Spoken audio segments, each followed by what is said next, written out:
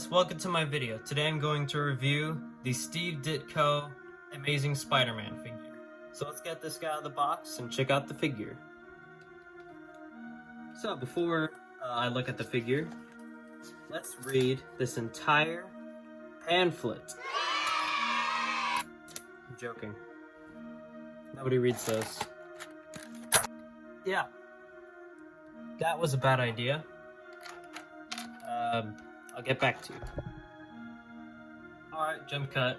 So, after scouring the entire United States, I finally found all the pieces that I dropped.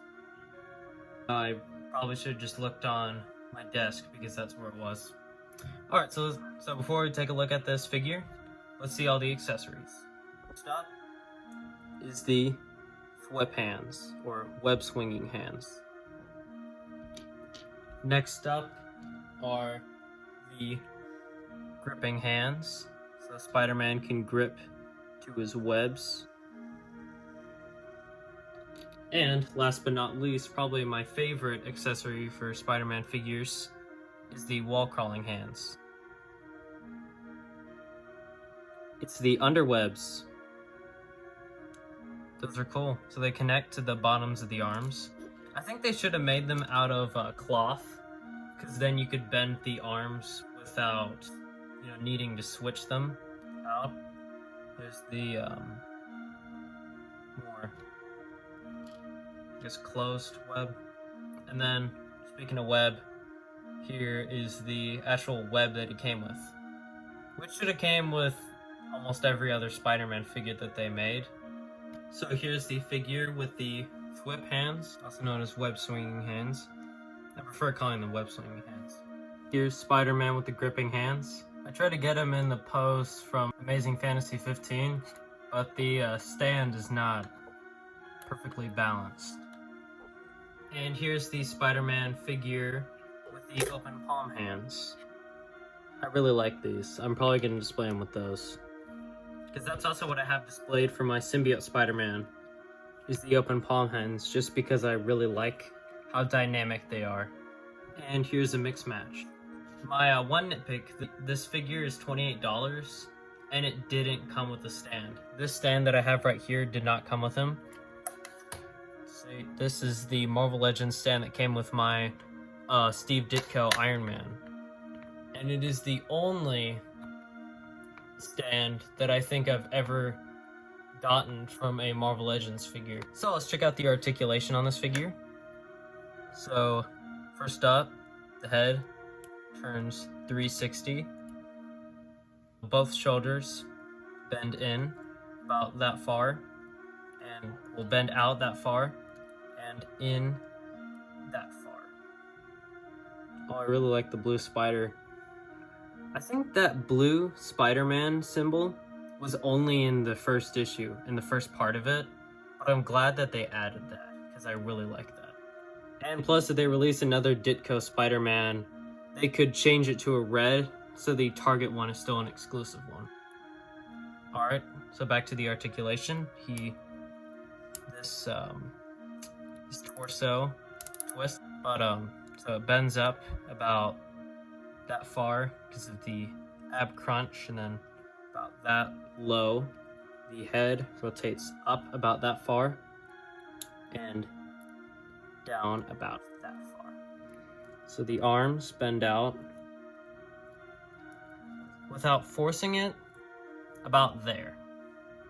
And then the arms tilt up as the hole for the webbing. And then they bend with two joints. The hand can swivel and bend inward and outward. The legs can bend out about that far, and they can bend up,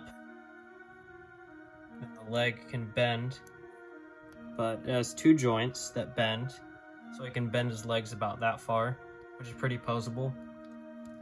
And the leg can swivel, and so can the foot, and bend.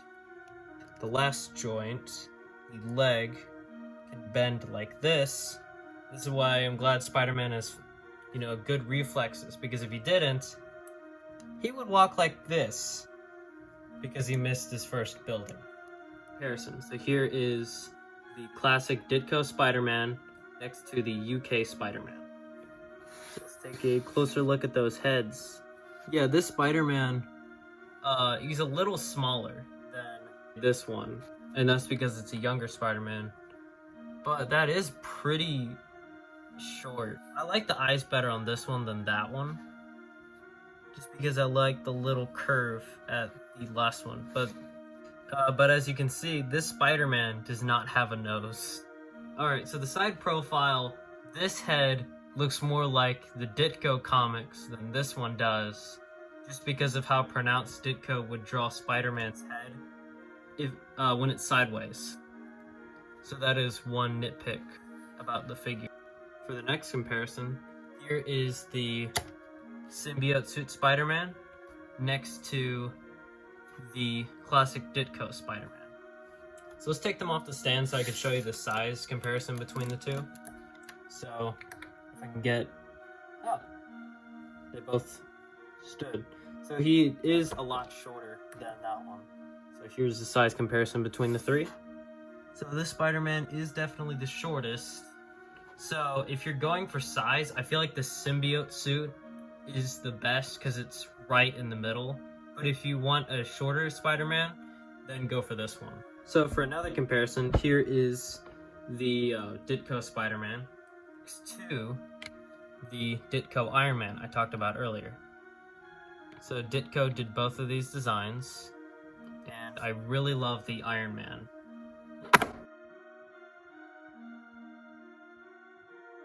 So my final thoughts on the figure, I actually really like this figure. I mean, not only is it the classic Spider-Man, but I also just really like the colors and everything about it. I mean, it is my only nitpicks is that it's on the smaller side compared to most Spider-Man figures. And one other nitpick is how flat his head is compared to how the actual Steve Ditko head is. So about the web, I don't understand if this is only for grabbing or if this part you can actually attach to Spider-Man to make it look like he's shooting the web. I'm still trying to figure this out. I don't know. Honestly, I rather have a web line that you can actually shoot out of the hand than one he can just grab. Those are probably my only nitpicks. So overall, I think I give the figure maybe an 8 out of 10, because I really like the Spider-Man figure. I think that the very hinted grayish blue is really good on the figure, and I especially like the blue Spider-Man logo on the back. I just noticed, because I looked it up, that there actually is another Spider-Man, where his symbol on the back is red instead of blue. But honestly, I don't think I'm going to buy that figure because I already own a Ditko Spider-Man. If I was going to get another Spider-Man figure, it would either be one based on more of the Marvel vs. Capcom Spider-Man, or the Ben Reilly Scarlet Spider suit. But the real thing that I need to get is I need to build the Sinister Six without going bankrupt. So that's probably the one thing that I need to do. So thank you all for watching. Comment down below of what you liked, and make sure to leave a like on the video and subscribe if you want, and I'll see you in the next one.